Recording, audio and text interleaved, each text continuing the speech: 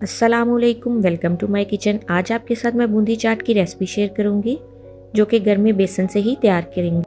बहुत ही मज़े की और स्पाइसी चाट बनकर तैयार होती है। आप इसे पुलाव के साथ सर्व करें या वैसे ही चाट बनाकर खाएं। रेसिपी की तरफ आने से पहले अगर अभी तक आपने मेरे चैनल को सब्सक्राइब नहीं किया, प्लीज़ सब्सक्राइब माई चैनल।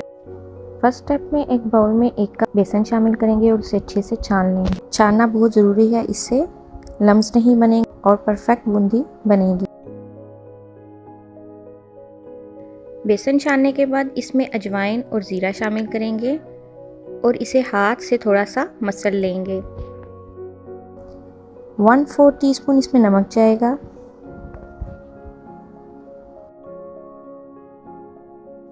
नमक शामिल करने के बाद अब इसमें पानी शामिल करेंगे। पानी जो नॉर्मल टैप वाटर होता है वही शामिल करेंगे और उसे अच्छे से मिक्स कर लेंगे।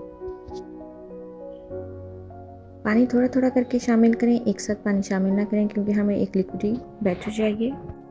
बेसन को बहुत अच्छे से मिक्स करेंगे कि इसमें कोई गुठली ना रहे, लम्स फ्री बैटर हो। अच्छे से मिक्स करते हुए एक स्मूथ सा बैटर तैयार कर लेंगे। अब इसकी कंसिस्टेंसी चेक कर लें।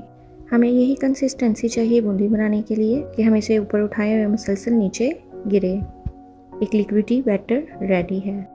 सेकेंड स्टेप की तरफ आते हैं। यहाँ पे ऑयल मैंने गर्म करने के लिए रख दिया था। ऑयल इतना गर्म होना चाहिए कि जैसे ही इसमें बेसन जाए तो वो बूंदी की शक्ल बन जाए। अगर ऑयल ठंडा होगा तो ये आपस में जुड़ना शुरू हो जाएंगे। यहाँ पे आप देख रहे हैं मैंने एक स्पून लिया है। इस स्पून से अक्सर चावल बनाए जाते हैं। यहाँ पे 1 स्पून बेसन का लेंगे और स्पून के ऊपर डाल देंगे और उसे हल्के से प्रेस करते जाएंगे तो वो नीचे गिरता जाएगा और बूंदी की शक्ल बन जाएगी। ऑयल अगर गर्म नहीं होगा तो ये ठीक से नहीं बनेंगे। मीडियम टू लो फ्लेम पे कुक करेंगे ताकि ये फ़ौरन ही ब्राउन ना हो जाए। और बस इतना ही हम इसको कुक करेंगे कि ये गोल्डन ब्राउन कलर में आ जाए। यहाँ पे बहुत प्यारा सा लाइट गोल्डन कलर आ चुका है। ये देखिए कितना प्यारा कलर आया है।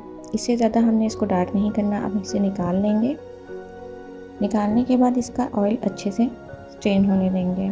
जब ऑयल अच्छे से निकल जाएगा तो फिर हम इसे नॉर्मल टैप वाटर का पानी लेंगे और उसमें शामिल कर देंगे। इससे ये थोड़ी नरम हो जाएगी।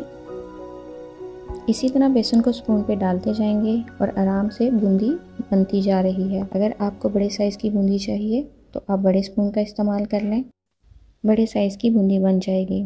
इसी तरह मैं तमाम बूंदी को फ्राई करती जाऊँगी और जैसे ही इनका कलर गोल्डन ब्राउन होगा इन्हें निकाल लेंगे और इसे पानी में शामिल करते जाएंगे। बूंदी निकालने के बाद ऑयल को अच्छे से निकलने दें, उसके बाद पानी में शामिल करें। जैसे जैसे आप बूंदी निकालते जाएं इसे पानी में शामिल करते जाएं, इससे बूंदी बहुत नरम बनेगी। अब इसे हम पानी से निकालेंगे। ये देखिए नरम हो चुकी है। मैं स्ट्रेनर से ही इसका पानी निकालूंगी। जब पानी अच्छी तरह निकल जाएगा और इसे बाउल में निकाल दूंगी। आप चाहें तो हाथों से भी प्रेस करते हुए इसका पानी निचोड़ सकते हैं, लेकिन यहाँ पे मैंने स्ट्रेनर की मदद ली है। एक मीडियम साइज़ का प्याज ऑमलेट कर शामिल करेंगे। एक स्मॉल साइज़ का टमाटर लिया था और उसके बीज निकाल लिए थे। टमाटर कट करके वो शामिल करेंगे। थोड़ा सा धनिया शामिल करेंगे और फिर यहाँ पे दही लेंगे और उसमें ज़्यादा मसाले नहीं डालेंगे। सिर्फ 2 टीस्पून चाट मसाला शामिल करेंगे और 1 टीस्पून नमक शामिल करेंगे और इसे अच्छे से फेंट लेंगे ताकि दही में कोई गुठली ना बने।